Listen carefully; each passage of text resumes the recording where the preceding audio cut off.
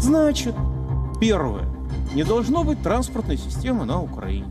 Не должно быть тоннеля под Карпатами, не должно быть мостов через Днепр и так далее. И, кстати говоря, не должно быть электричества. Вот замечательная банда, повторюсь, воров и убийц. Впереди у нас, как нам ликвидировать экономику Прибалтики, чтобы они успокоились и перестали нам, так сказать, досаждать. Поэтому, когда НАТО собирается, чтобы сказать, что мы их враг, это вы. Это вы. Cut off electricity to Ukraine, blow up bridges, destroy the economy of the Baltic, stop energy exports to the West. This is Russian television for you. Russian propaganda network. These commentators want Moscow to unleash its fury. What has made them so angry? NATO's expansion. 2 more countries are joining the NATO. The decks have been cleared, and this is a major political defeat for Vladimir Putin. His friend, Recep Tayyip Erdogan, has turned. Turkey has dropped its objections to NATO expansion. Finland and Sweden are set to be part of this military alliance, and it's happening in record time. Putin attacked Ukraine to send a message to NATO. He wanted to stop its expansion. He has accelerated it. He's given NATO a new life and purpose. So Russian propagandists are crying war. They want an all-out attack.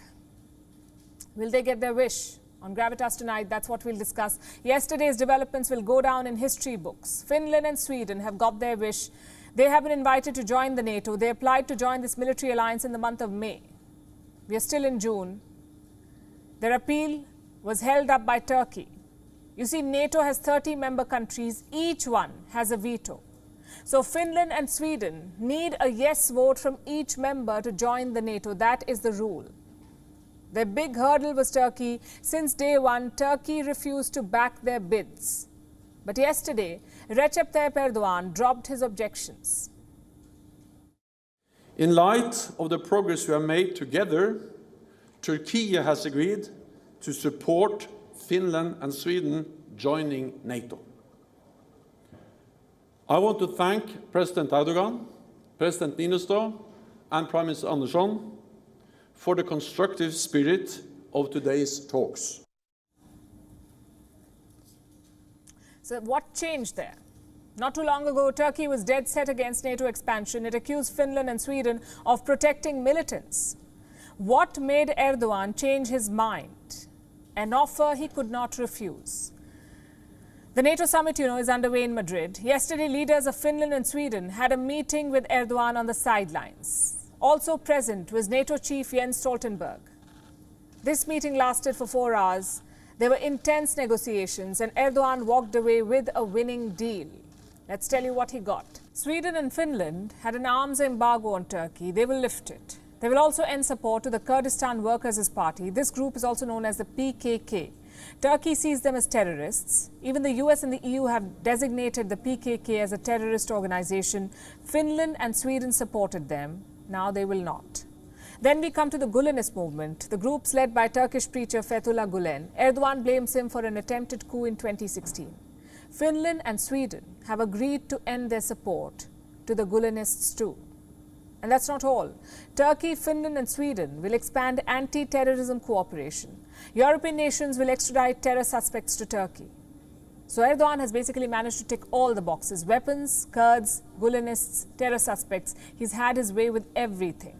The Europeans have made significant concessions. The Finnish foreign minister said the deal was reached during a coffee break. It was 4 hours meeting, of course, and very complicated in the beginning, and all parties repeated their own positions and how they see the situation. And then after 2 hours we felt that it's maybe not moving at all. And then we had a coffee break, and as always during the coffee break, great ideas come up, and then in the end, towards the end of the meeting, it was easier to come to the conclusion. Sounds like each side got what they wanted. For Erdogan, this is not just a foreign policy win. It will also help him in domestic politics, and we'll tell you about it in a bit. For the moment, let's focus on what NATO got.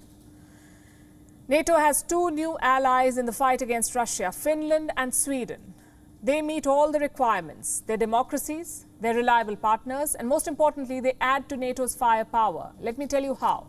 Finland and Sweden together have more than 33,000 soldiers, plus more than 230,000 reserve troops. What about weapons? Finland and Sweden have more than 800 tanks, more than 200 combat aircraft, and 170 patrol and coastal vessels. Separately, Sweden has 5 submarines. There are other advantages too. Finnish and Swedish forces conduct drills with NATO troops. Most of their equipment is compatible with what NATO forces have. So there is interoperability too. Long story short, the stage is set for their entry into NATO, and it looks like a win-win deal for all sides. What happens next? Usually it takes a year for NATO to add new members, but the applications of Finland and Sweden will be fast-tracked. Their induction is expected soon. Both nations also work with European partners to counter Russian disinformation. They're being seen as perfect additions to the NATO family. It also makes them a clear threat to Russia. We're still waiting for an official response from the Kremlin, but in the past, Moscow has warned these two countries. The Russian government has said that they should prepare for retaliation. They should be prepared.